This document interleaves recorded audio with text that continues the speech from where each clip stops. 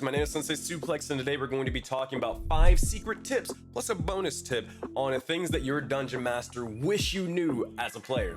A little bit of backdrop. I'm a professional dungeon master who's been in the world of D&D for a little bit over 5 years, and I've had the privilege of DMing for roughly 100 players and appearing on differing D&D shows and streams as a player and or dungeon master. Today I want to share some insights and information that I've gained throughout my little DMing journey and hopefully be able to help you guys out in some way, shape, or form. Number 1, adding descriptive flourish to your actions. So in my experience, whenever I've been a player on a professional D&D show, or even when I'm DMing for players, when a player decides to go the extra mile in describing exactly what they're doing rather than saying, I cast fireball, and they instead kind of go a different route where they say, maybe, they pull a small piece of sulfur out of their component pouch and immediately they begin to spread it across the air before thrusting it forward and igniting it in a blazing heat of glory. This level of detail not only makes the game a little bit more immersive, but it also can show exactly how your character stands out amongst the cast and crew of D&D players. But also, as a DM, it also helps me sort of take a little bit of a break, as I don't have to necessarily describe every single action that every single player and NPC is doing in a combat. It's a small change, but it can significantly enhance the storytelling aspect of the game. Number 3, be proactive. Now, what I found when players actually tend to look for leads, or they tend to go out of their way to find different things or begin to interact with things without the DM having to prompt them to do so, it tends to make the game a little bit more exciting, but also, even as a DM, my job a little bit more enjoyable as well. This can be from simple things as following and pursuing leads, actively engaging with NPCs to figure out the overarching plot or whatever's happening, creating goals and taking actions to drive the story forward, and also keep the action high. Look, D&D is a collaborative storytelling game. You don't have to always necessarily wait for the plot to eventually happen to you, but instead you can go find the plot and drive the story forward with your own actions. D&D is a collaborative storytelling game. Your actions can shape the entire world and story around you. So don't wait for the plot to happen to you. Be the one to drive it forward. Number 3, this one's a little bit important. Stop being selfish. Now, this one might sound a little bit harsh, but let me explain.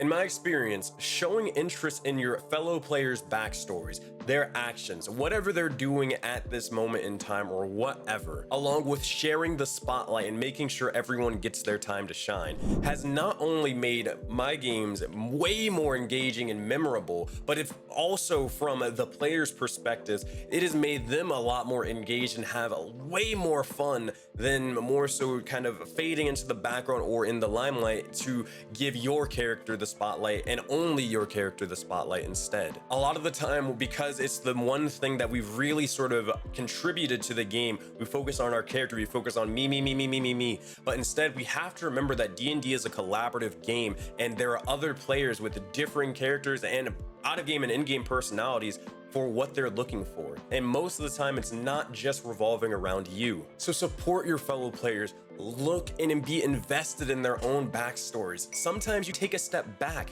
and realize you don't have to be the hero, even if you might be the best suited one for it. For example, if you're a great wizard with a plus whatever in Arcana, that's okay to let the arcane trickster rogue or even sometimes the barbarian roll just to see what happens and how that shapes the narrative. But sometimes showing support to a fellow player in a dire moment can be more memorable than you taking all the glory, as instead you guys revel in it as a team. If you're finding this video helpful, the only thing that I ask you to do is be sure to hit the like button, as it does help me out, but it also lets me know that I should probably do more of these videos if you want to see 5 more tips in the future. But let's continue on. Number 4, initiate roleplay with other characters, especially PCs.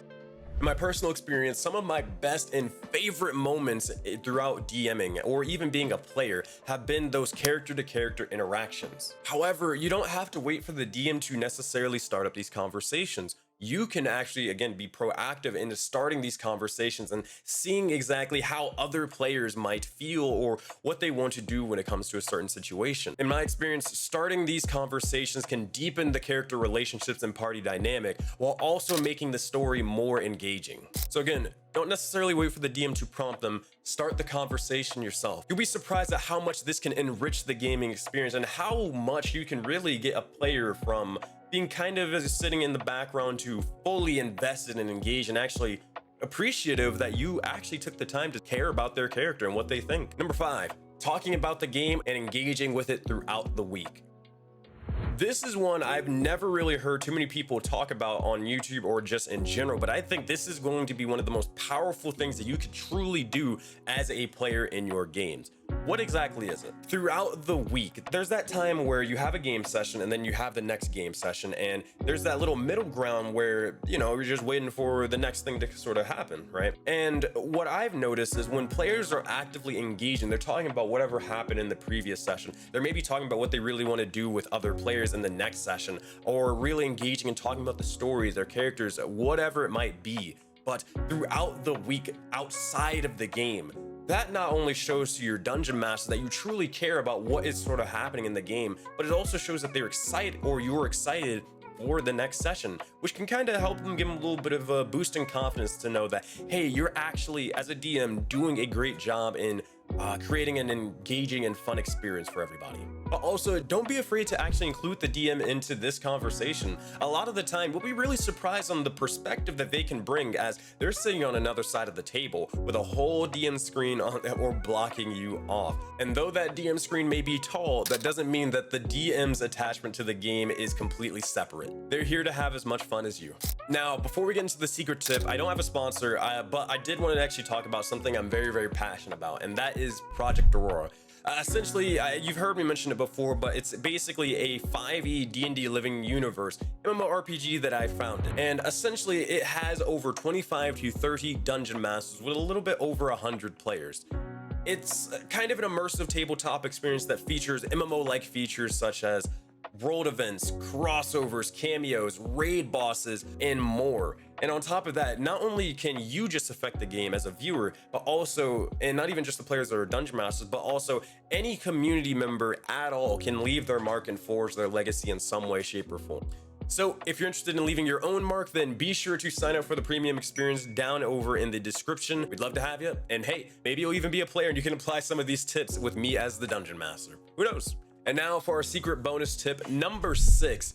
That is to show appreciation to your DMs, guys.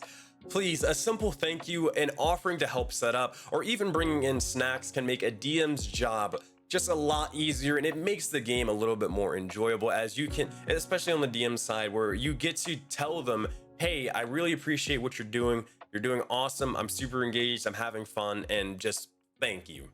That simple phrase that only took me 10 seconds, if even that, to come up with, can really be the difference in a DM maybe having anxieties on whether they're actually doing a great job, to knowing that, hey, they're doing the right thing and they're motivated to keep on. Just remember, the DM is a person on the other side of the screen, and a thank you can go a very long way. So thank you for watching, and remember, guys, there's only 2 ways to be able to win D&D, and that is to 1, have fun, and 2, make sure everybody's comfortable and able to express themselves to be able to complete number 1, which is to have fun. That said, until next time, adventurers.